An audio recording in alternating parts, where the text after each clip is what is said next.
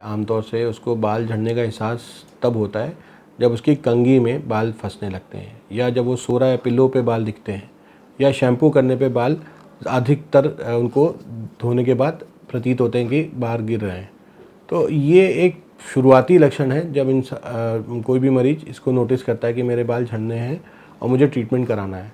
अब वास्तविकता क्या है कि कुछ बाल तो एक्चुअली में गिरते हैं डेली बेसिस पे, जिसे अगर हम नंबर देखें तो 50 से 100 बाल आम तौर में नॉर्मल माना जाता है। जब 100 से ऊपर बाल गिरने लगते हैं तो उसको ट्रीटमेंट लेना अनिवार्य माना जाता है।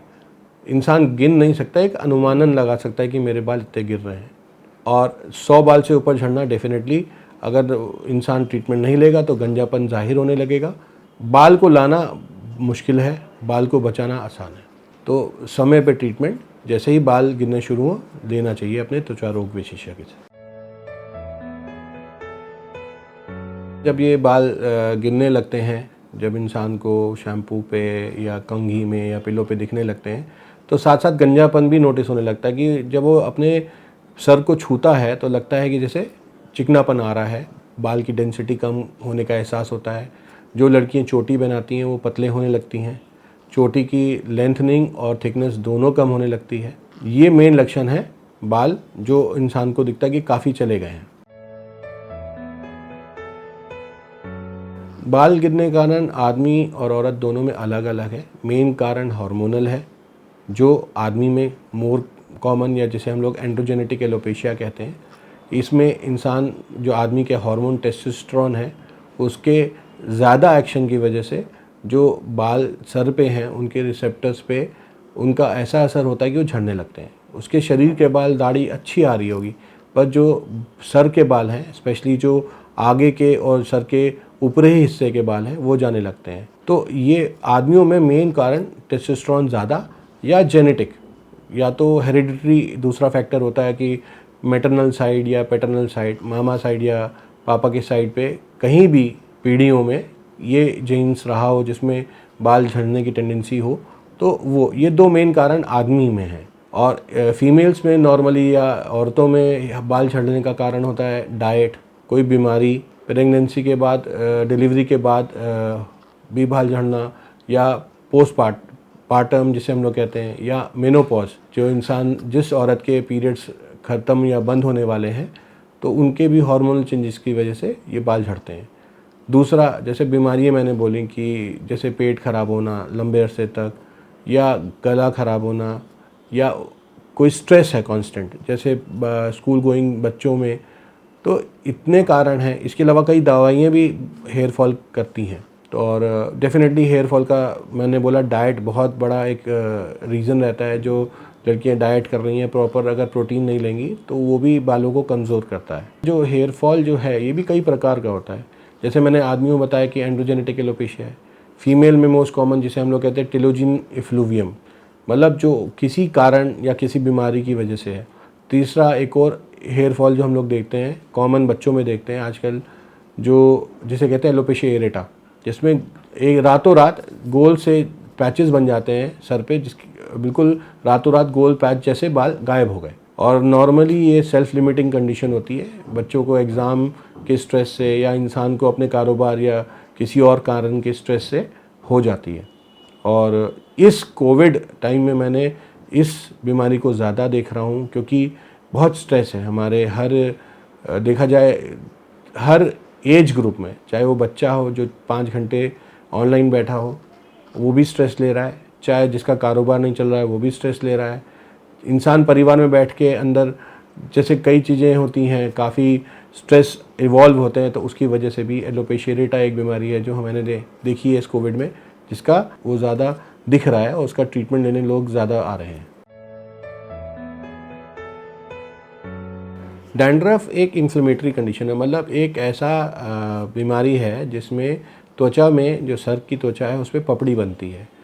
आम तौर पे इससे हेयर फॉल का कोई लेना देना नहीं है, पर अगर आप डैंड्रफ नहीं ट्रीट करेंगे तो त्वचा की हाइजीन सफ़र करती है, उसकी वजह से उसमें सेकेंडरी इन्फेक्शन हो सकता है, इस वजह से बाल जा सकते हैं, पर डायरेक्ट डैंड्रफ से हेयर फॉल नहीं होता है।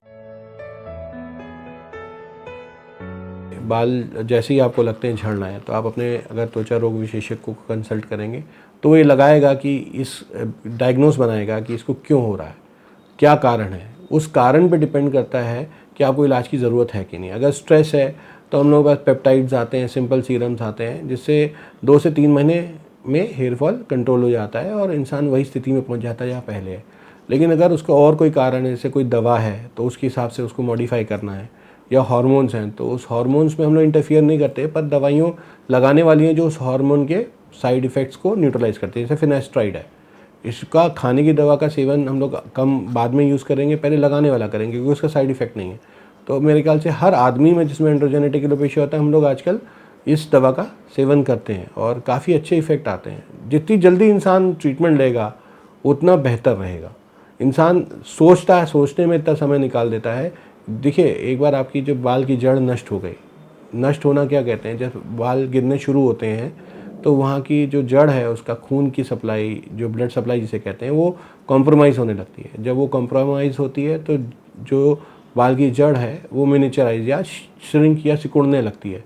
एक बार ये सिकुड़ जाएगी तो उसको रिवाइव करना संभव नहीं है।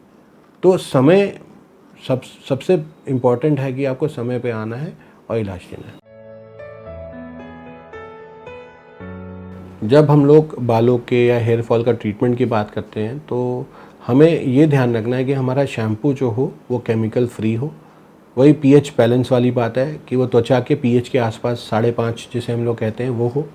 रोज़ बाल धोने से बाल नहीं गिरते हैं, तो जितनी अच्छी आप हाइजीन मेंटेन करेंगे उतने आपके बाल सुंदर रहेंगे, उतने लंबे अरसे तक वो टिके रहेंगे। तो हाइजीन मेंटेन करना मीन्स अच्छा शैम्पू केमिकल फ्री यूज़ करना। दूसरी चीज़ आती है कि हम उसके लिए और एक्स्ट्रा क्या कर सकते हैं। जैसे किसी के बाल बहुत रूखे सूखे हैं तो एक अच्छा कंडीशनर यूज़ करना है, ताकि अगर बाल फंसेंगे तो वो टूटेंगे और उस फिर डेफिनेटली लंबे अरसे में बाल गंजापन ज़ाहिर होने लगेगा। तीसरा, कंघी जो नुकीली वाली है, पतली नहीं यूज़ करनी चाहिए, ब्रश यूज़ करना चाहिए जिसमें बाल अड़े ना। तीसरा, कई त्वचा जो बाल, सर के बाल होते हैं या सर की त्वचा होती है, खुश्क होती है, तो एक आम तौर पे कोकोनट ऑयल लगा लेना चाहिए, कोई नुकसान नहीं करता अगर त्वचा खुश्क है। लेकिन किसी इंसान में अगर उसको रोज़ धोने का मन करता है, जैसे उसकी त्वचा ही इतनी ऑयल बना रही है, तो ऑयलिंग की ज़रूरत नहीं है। तो हर इंसान में वेरिएशन है, किसी को तो तेल लगाना चाहिए, किसी को ज़रूरत ही नहीं है, उसको कभी भी तेल लगाने की ज़रूरत नहीं है। जैसे मैंने देखा, जनरल मिथ होता है कि तेल तो लगाना ही है, ऐसा नहीं है। कई इंसान को ज़िंदगी भर तेल की ज़रूरत नहीं है अगर उसकी तेल त्वचा में बन रहा है। बाकी हेयर ट्रीटमेंट्स अगर हम देखें तो इसकी बहुत सारी दवाइयाँ आ गई हैं जो लगाने वाली भी हैं और खाने वाली भी हैं, और ये डिसीजन डेफिनेटली डायग्नोसिस पे डिपेंड करता है कि किस कारणवश से बाल गिर रहे हैं। पर एक जनरल है कि इंसान को अच्छा प्रोटीन लेना चाहिए। जैसे अगर वेजिटेरियन है तो स्प्राउट्स, सोया, बादाम, इनका सेवन ऑन रेगुलर बेसिस करना चाहिए। फीमेल्स हैं तो उनका, क्योंकि मेन कारण एनीमिया कई बार होता है हेयर फॉल का, तो उनको हरी सब्जियाँ, अनार का जूस, चुकंदर हर रोज़ इसको अगर डाइट में रखेंगे तो ज़रूर मदद करेगा। आदमियों में जैसे नॉनवेज, हम लोग मटन मना करते हैं इसमें, लेकिन बाकी नॉनवेज जैसे फ़िश अच्छी होती है जो खाते हैं। तो हर डाइट का एक अच्छे प्रोटीन का रोल है हेयर की क्वालिटी में, तो उस हिसाब से डाइट लेनी चाहिए। रोज़ प्रोटीन आपकी डाइट में होगा तो आपके त्वचा के साथ साथ बाल, नाखून सब अच्छे रहेंगे। ट्रीटमेंट में हम लोग जो लगाने वाले सीरम्स के अलावा शैम्पू भी देते हैं, खाने की दवा देते हैं, प्लस कई बार हम लोग को इंजेक्शंस, जिसे हम लोग पेप्टाइड्स हैं, उनका भी प्रयोग करना पड़ता है। कई दवाइयाँ आ गई हैं आजकल, जैसे पीआरपी भी एक मेथड है जिसमें हेयर फॉल में काफ़ी सुधार होता है।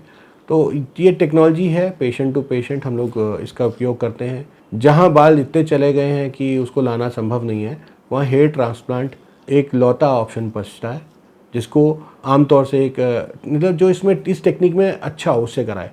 इतने लोग हेयर ट्रांसप्लांट कर रहे हैं, पर एक्चुअली में अगर देखा जाए तो या तो त्वचा रोग विशेषज्ञ या प्लास्टिक सर्जन ही प्रोफेशनली या टेक्निकली साउंड हैं जिनको ये प्रोसीजर करना चाहिए।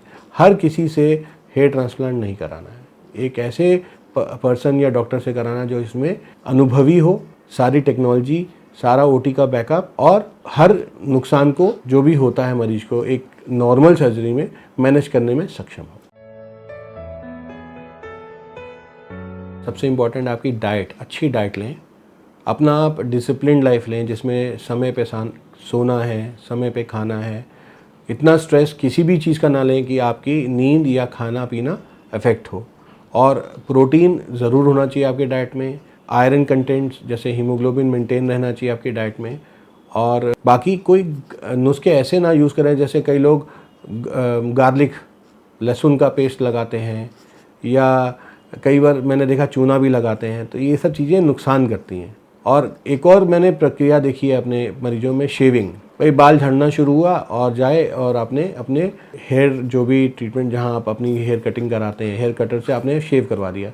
शेविंग नहीं करवानी चाहिए। देखिए, जब आपके बाल छिल जाएंगे या आप उसको शेव करवा देंगे तो लगभग 3 महीने तो उसको नॉर्मल आने में लगेगा, और 3 महीने तक आपको ये नहीं पता चलेगा कि आपके बाल झड़ रहे हैं, नहीं झड़ रहे हैं, दवा असर कर रही है, ठीक हो रहे हो, नहीं ठीक हो रहे हो। तो ये शेविंग जो बालों की लोग कराते हैं बिल्कुल नहीं करानी चाहिए। और ये मिथ है कि शेव कराने से बाल और अच्छे हो जाते हैं, कड़े हो जाते हैं। ऐसा नहीं है। अगर शेव करता है तो उसकी दाढ़ी घनी या बाल मोटे इसलिए होते हैं क्योंकि उसके अंदर के हार्मोन विद एज बढ़ते हैं, टेस्टोस्टेरोन के कारण, ना कि शेविंग के कारण। तो ये मिथ है कि शेव कराने से बाल मोटा हो जाता है, जल्दी आता है, अच्छा हो जाता है, या उसकी डेंसिटी बढ़ती है। ऐसा कतई नहीं है।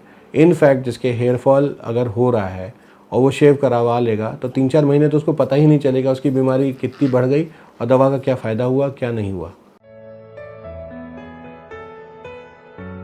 घरेलू नुस्खों में जो हेयर फॉल पे हमने आमतौर से देखा है, मैंने आपको बोला अगर त्वचा खुश्क है तो कोकोनट ऑयल यूज़ किया जा सकता है। पर जो सीरम्स हम लोग एज त्वचा रोग विशेषज्ञ देते हैं वो अल्कोहल बेस्ड होते हैं, जो कि अगर तेल लगा लेंगे तो उसका असर नहीं करेंगे। तो दवा लगाने के बाद तेल लगाया जा सकता है। वो भी रात भर छोड़ने की ज़रूरत नहीं है, आप 1 आध घंटा लगाइए, वॉश कर लीजिए। दूसरा, दही कंडीशनिंग या अंडे की, या कई लोग बियर शैम्पूज़ यूज़ करते हैं, इन सब से कुछ नहीं होता है क्योंकि इनका पीएच बैलेंस नहीं है। आपको नहीं पता कि आज जो दही है उसका क्या पीएच है और कल की दही है क्या पीएच है। तो जब हम लोग, वही मैंने बोला, जब हमारे पास ऐसी चीज़ें हैं जिसका हमें पता है कि इसका क्या पीएच है, ये कितना सेफ़ है, तो ऐसे मार्केट में चीज़ें जो डॉक्टर प्रिस्क्राइब कर रहा है वो ज़्यादा रिलायबल हैं। और ये सब घरेलू नुस्खे तब थे जब हम लोगों के पास ये सब चीज़ या टेक्नोलॉजी नहीं आई थी। तो मैं चाहूँगा कि जो भी आप यूज़ करें उसके बारे में आपको पूरी ज्ञान हो कि इसमें क्या है, क्यों यूज़ कर रहे हैं और उसका क्या फ़ायदा, क्या नुकसान है।